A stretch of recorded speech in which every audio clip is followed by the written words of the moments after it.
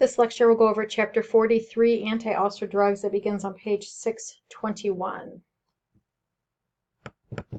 Peptic ulcers occur when there's a hypersecretion of hydrochloric acid and pepsin, which erode the GI mucosal lining.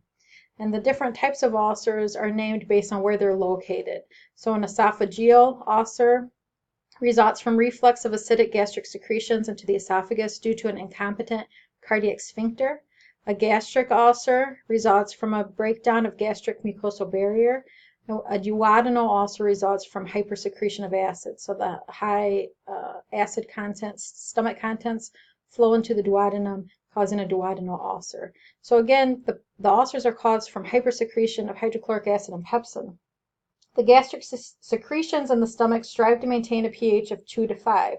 If the pH of gastric secretions increases to 5, the activity of pepsin declines. And that's important when we talk about how medications to treat ulcers affect the pH of the stomach. We've talked about these first three ulcers already.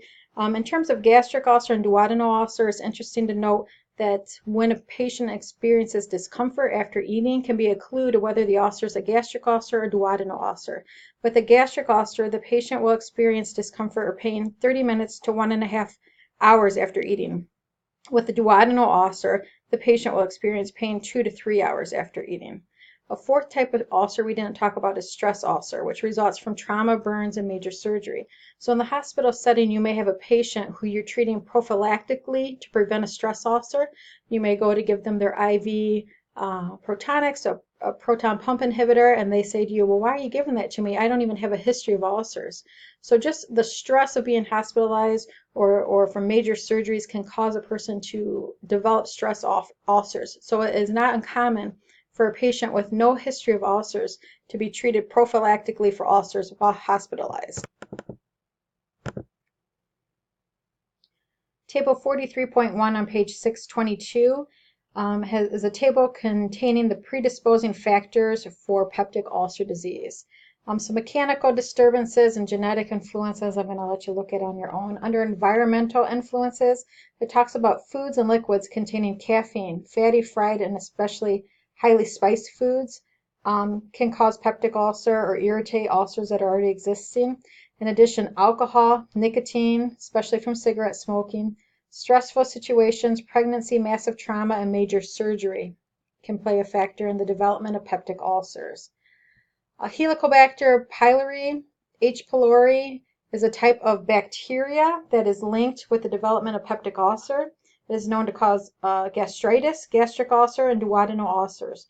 When a peptic ulcer recurs after anti-ulcer therapy and the ulcer is not caused by NSAIDs such as aspirin or ibuprofen, the patient should be tested for the presence of H. pylori.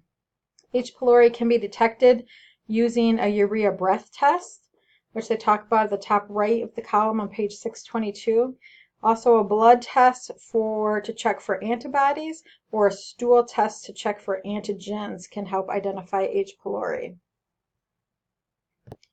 Treatment of H. pylori is pretty specific. You'll never see it being treated with just one medication. If you look at table 43.2 on page 623, it lists the different pharmacological agents used to treat H. pylori infections. Typically, you'll hear of triple therapy to treat H. pylori infections, which includes 2 antibiotics and 1 proton pump inhibitor. And you can identify, looking at that table, the proton pump inhibitors by their ending. PRAZOLE would indicate that we're talking about a proton pump inhibitor. Sometimes the patient may also have a fourth medication, either bismuth or a H2 blocker, added to the triple therapy for a quadruple therapy. And then finally, looking at drugs, NSAIDs are highly associated, when we talked about NSAIDs way at the beginning of the semester, highly linked to ulcer development. So NSAIDs, ibuprofen, aspirin, can cause peptic ulcer. Corticosteroids, potassium salts, and anti-neoplastic drugs are also linked to peptic ulcer development. Gastroesophageal reflux disease, or GERD, also called reflux esophagitis is an inflammation of the esophageal mucosa caused by reflux of gastric acid content into the esophagus. Its main cause is an incompetent lower esophageal sphincter. Smoking tends to accelerate the disease process. Treatment for GERD is similar to the drugs that we're going to talk about used to treat ulcers. So we'll go ahead and we'll hit those drugs as we continue with lecture here.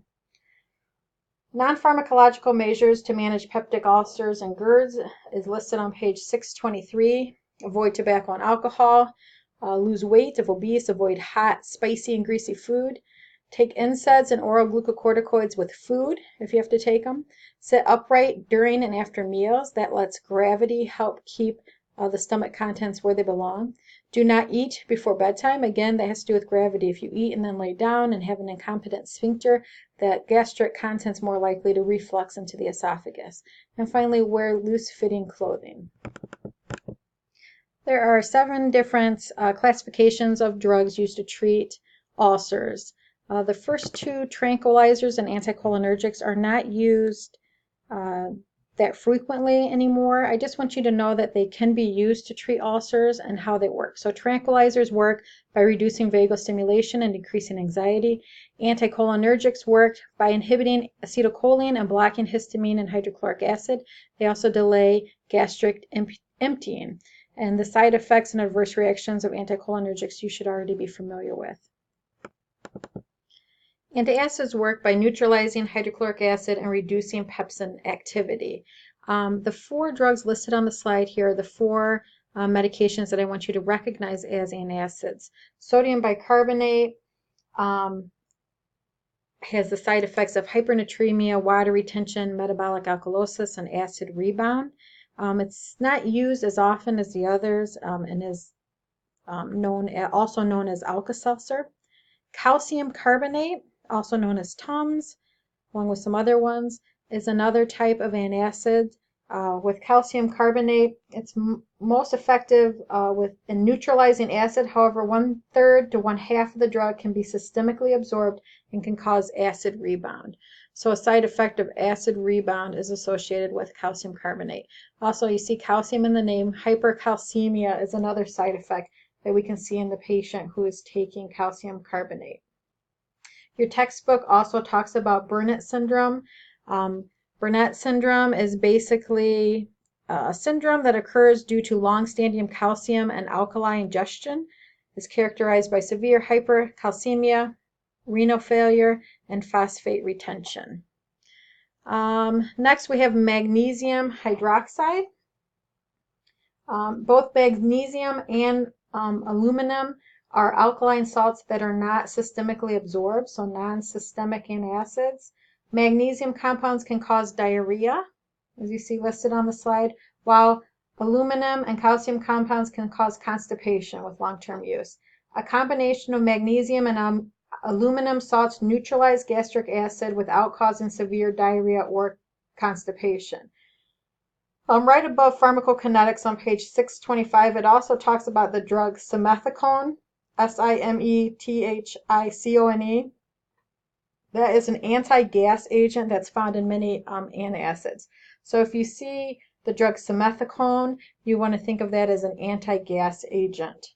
And again, for these side effects, remembering that the magnesium causes the diarrhea, aluminum causes constipation, and sometimes they're combined so that the patient doesn't experience either, diarrhea or constipation.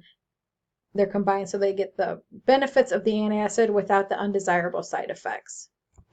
Your prototype drug is aluminum hydroxide, which is listed or has a prototype chart on 625. Aluminum hydroxide neutralizes gastric acid, including hydrochloric acid, and increases the pH of gastric secretions. An elevated pH inactivates pepsin. If you look at the chart, it says under dosage, patient takes it PO 5 to 6 times a day between meals and at bedtime. Under the pharmacodynetics section of the text, the ideal dosing interval for antacids is 1 to 3 hours after meals, which is when the maximum acid secretion occurs, and at bedtime. Antacids taken on an empty stomach are effective for 30 to 60 minutes before passing into the duodenum. So ideal time to take antacids, and for all of these drugs, it's important to know when the patient is supposed to take them for them to be effective. Antacids are taken 1 to 3 hours after meals and also at bedtime. Antacids that contain magnesium salts are contraindicated in patients with impaired renal function because of the risk for hypermagnesemia.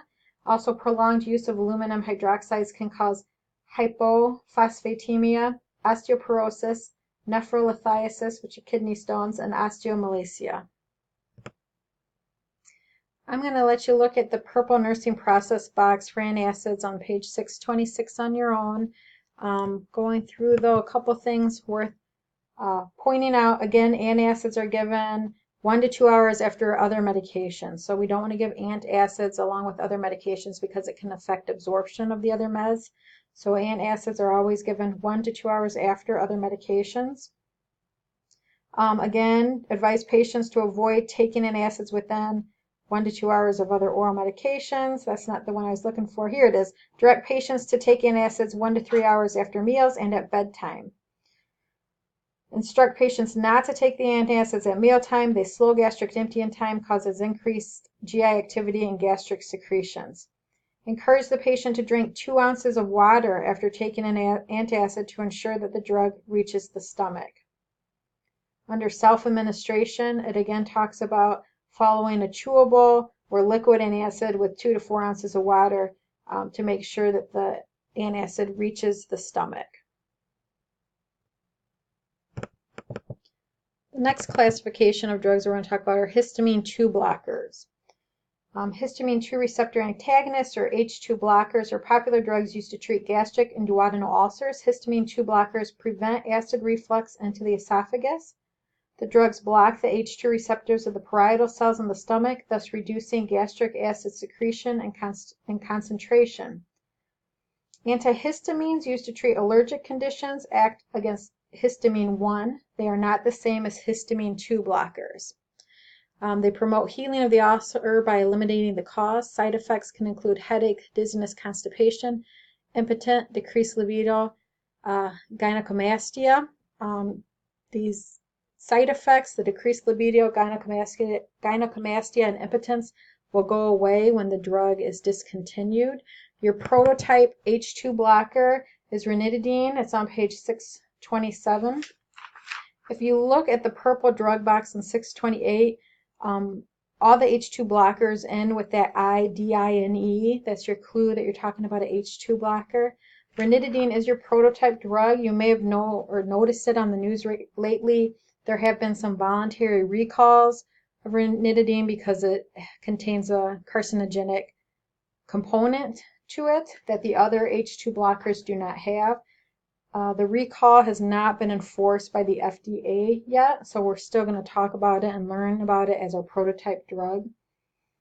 Some things to know under pharmacokinetics: ulcer healing occurs in 4 weeks for 70% of patients and 8 weeks for 90% of patients taking ranitidine. And the reason I talk about that is because the patient will start feeling better prior to the ulcer being completely healed. So it's important to teach the patient that although the pain is going to decrease after 1 to 2 weeks, that they need to take the medication as prescribed by the doctor in order to make sure that the ulcer completely heals. If you look at the top of your prototype ranitidine chart, it talks about using the H2 blocker for dyspepsia and pyrosis. Dyspepsia, again, is indigestion. Pyrosis is heartburn. The purple nursing process box for H2 blockers, I'm going to let you look at on your own. Under diet, it's worth pointing out, teach patients to eat foods rich in vitamin B12 to avoid deficiency as a result of the drug therapy. Alert patients to avoid foods and liquids that cause gastric irritation, such as caffeine-containing beverages, alcohol, and spices.